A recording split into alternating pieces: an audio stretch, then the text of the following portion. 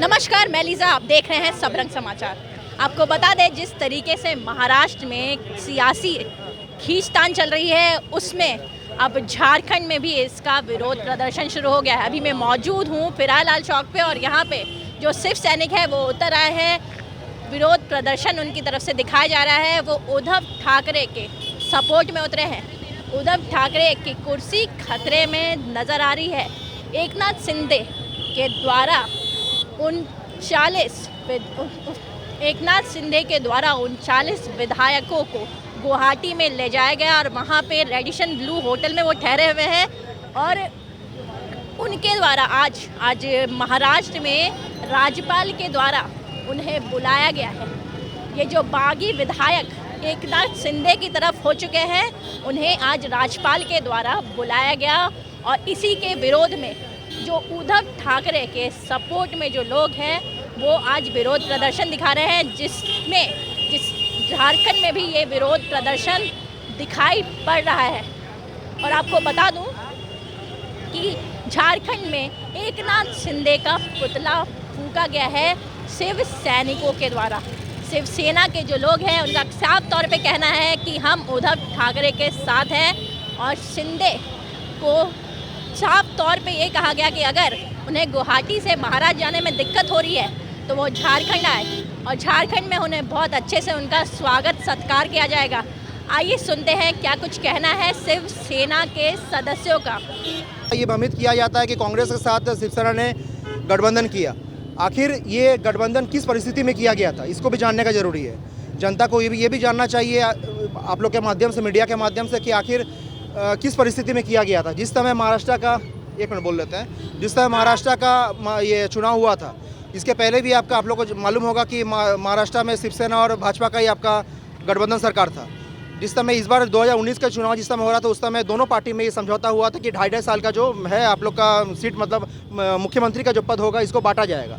जिस समय चुनाव हो जाता, चुनाव जीतने के बाद फिर से भाजपा की तरफ से धोखा दिया जाता है। भाजपा के साथ धोखा दिया था, नहीं 5 साल वही बनेंगे। उसी में ये विवाद हुआ था। उस समय शिवसेना हट गई थी। उस समय तक शिवसेना का विचार यही था कि हम विपक्ष में बैठ जाएंगे लेकिन हम सत्ता में नहीं रहेंगे, चाहे राष्ट्रपति शासन क्यों न लग जाए। लेकिन उसके बाद आप लोग सभी को इस बात को जानकारी होगा कि लोकतंत्र का हत्या करके सुबह 6 बजे का समय में इन लोग राजभवन खुलवा करके इन लोग शपथ ग्रहण करते हैं। जिस समय जो आपको वोट दिए वो जनता इस समय सोई रहती है। उस समय आप लोग ये एनसीपी के राष्ट्रवादी कांग्रेस के साथ आप लोग गठबंधन कर लेते हैं। जिस समय ये भाजपा की तरफ से बोला जाता है कि जो दाऊद इब्राहिम का जो परिवार के लोग हैं, उन लोग के पार्टी के साथ शिवसेना ने आखिर गठबंधन किया। एक मिनट, गठबंधन लोग एक कहावत सुने होंगे, बेईमानी का जीत से बढ़िया है ईमानदारी का हार। हम अगर टूटे हैं तो कोई दिक्कत नहीं है, लेकिन हमें ये खुशी है जो हमें आगे जा कर के ये गद्दारों से हमें धोखा मिलने वाला था, वो समझ आज हमें आ गई है। शिवसेना ना कभी टूटी है ना कभी टूटेगी।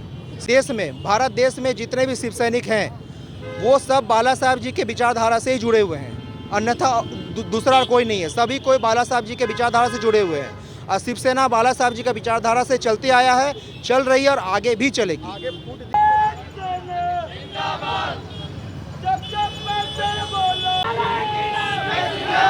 महाराष्ट्र की सियासत झारखंड के भी गलियारों में गूंजती हुई नजर आ रही है। जैसा कि आप देख पा रहे हैं विजुअल के माध्यम से कि वो पुतला फूंक चुके हैं। जो शिंदे गुट है उनका, एकनाथ शिंदे का यहाँ पुतला फूंक रहे हैं शिव सैनिक।